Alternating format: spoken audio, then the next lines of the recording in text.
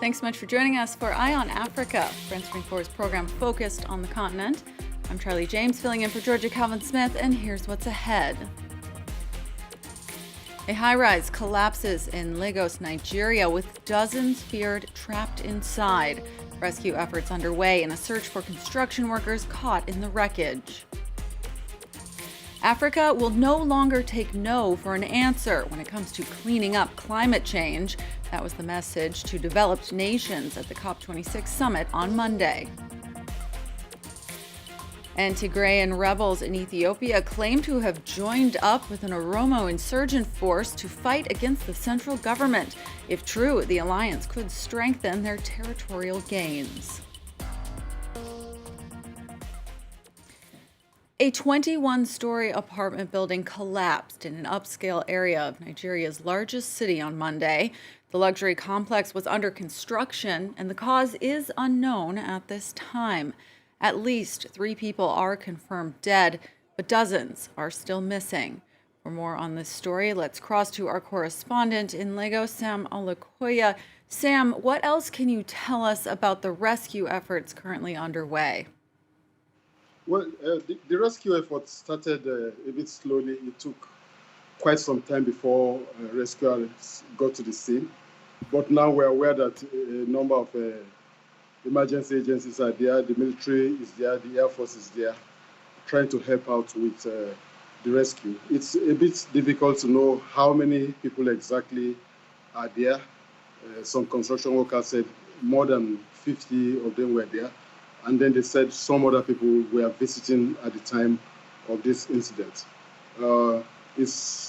Work will be going on overnight to see how many people they can rescue, whether alive or dead. And it's quite a difficult situation because this is a very heavy building, heavy concrete, and so they have to painstakingly get these things out in order to get the victims out.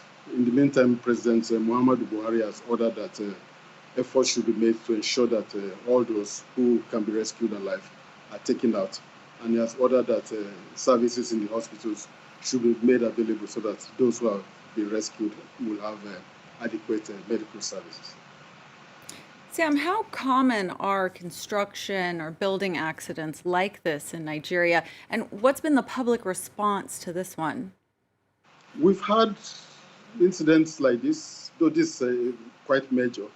I can recall a time a university hall of residence was being built, and this was supposed to house thousands of students, and this collapsed. We've had cases of buildings that are supposed to house lots of people collapsing. We've also have buildings that have been completed, and this collapsed in the course of time. So it's something quite frequent, and the fact that you have these things happening and then it continues to happen, Nigerians are blaming authorities that they are not doing enough. There are agencies that are supposed to monitor these buildings, and indeed it's said that most times it's a matter of construction materials are not just the best. The buildings themselves, the way they are constructed are not the best. They are not safe. So if there are agencies that are supposed to look into these issues, and these agencies just wait and then until things like this happen, and then everybody's shouting, let's carry out investigations, and after that, nothing is done, we might just continue to have these kinds of incidents, and sadly, we continue to have so many loss of lives. And Nigerians are indeed very, very concerned about this, that authorities should do something about these frequent cases of collapsing buildings. Sam Olukoya in Lagos with the latest on that collapsed building from earlier today. Thank you for your reporting. More than 120 world leaders are in Glasgow, Scotland for the COP26 climate summit. This as scientists say the window to act is closing fast. But the global divide of who is already paying the price today is stark. Africa emits just 4% of global emissions, but its residents are experiencing some of the worst consequences of climate change. The president of the Seychelles said his nation is gasping for survival and that more than half of its islands could completely disappear. From From the Seychelles, our message is simple. We have to act immediately. The environment partnership to save our planet must happen here in Glasgow 2021. Let COP26 be the determining point. Let the change be a real one. Let the paradigm shift happen. May the industrialized nations understand that they cannot continue polluting without reserve. The African proverb resonates loudly in my head. If you want to go fast, go alone. If you want to go far, go together. But today at COP26, my ancestors from Africa are asking me to tweak this proverb. If you want to destroy the planet quickly, go alone. If you want to save the planet, let us do it together. And the Seychelles is far from the only African country experiencing more extreme weather. In Somalia, natural disasters have replaced conflict as the main driver of displacement. Over 3 million people have been internally displaced over the past 5 years, with many forced into urban areas where they lack the skills to find work.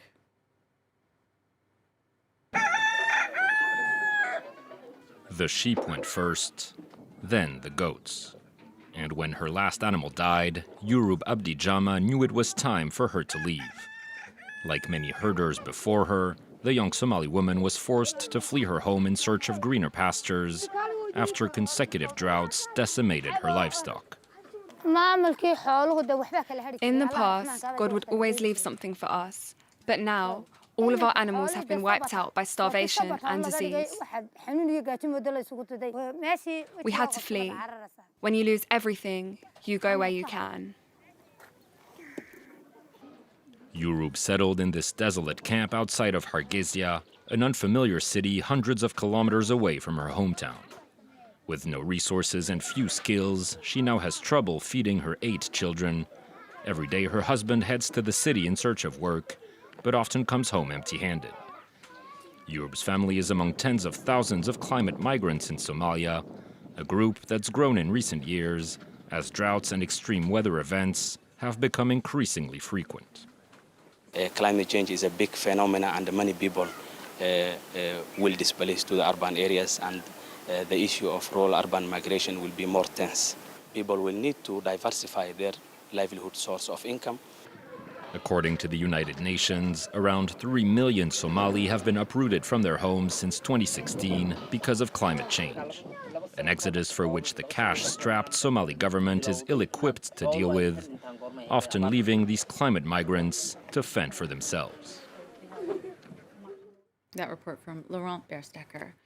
Pressure mounting on the Ethiopian capital as Tigrayan rebels say they are considering marching on Addis Ababa. The Tigray People's Liberation Front also claims to have joined up with an OROMO force to fight the central government, but this has yet to be independently verified. Monday, rebels faced off with Ethiopian forces for control of the key city of Kombolcha. If confirmed, the city's capture would mark a major rebel advance in the nearly year-long war. Our correspondent in the capital, Maria Gerd-Niculescu, with more details. Residents in Kombolcha said they heard many gunshots in the night from Sunday to Monday. The Ethiopian government said Tigrayan forces killed 100 civilians in the town. In a statement posted on Sunday, Ethiopian Prime Minister Abiy Ahmed urged all Ethiopians to join the fight against the Tigrayan rebels. He also said all citizens had the obligation to risk their lives for Ethiopia.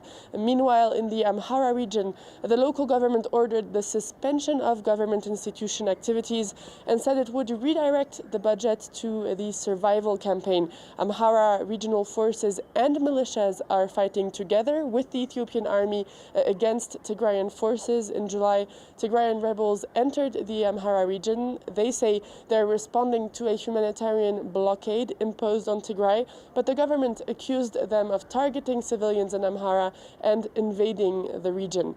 Tigrayan forces had been trying to take control of Dessie and Kombolcha Kombolcha for several weeks now. The towns are located less than 400 kilometers from Addis Ababa in a very strategic location.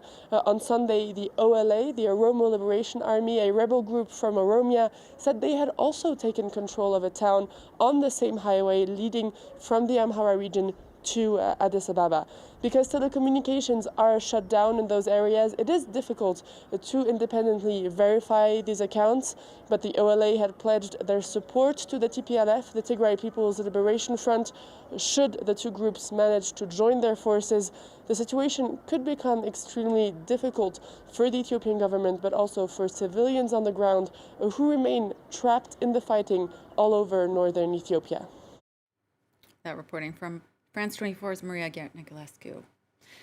In Sudan, a lawyer representing detained civilian leaders is warning that they are in a dangerous legal situation. Following last week's military coup, civilian leaders who had been heading Sudan's democratic transition were arrested. The Prime Minister, Abdallah Hamdok, is being held under surveillance at his home, but little is known about the whereabouts of his cabinet and other council members. Their families and allies are concerned about their condition and are calling for their locations to be revealed. South Africans voted Monday in local elections expected to reflect growing discontent with the ruling African National Congress Party. Turnout was reportedly low.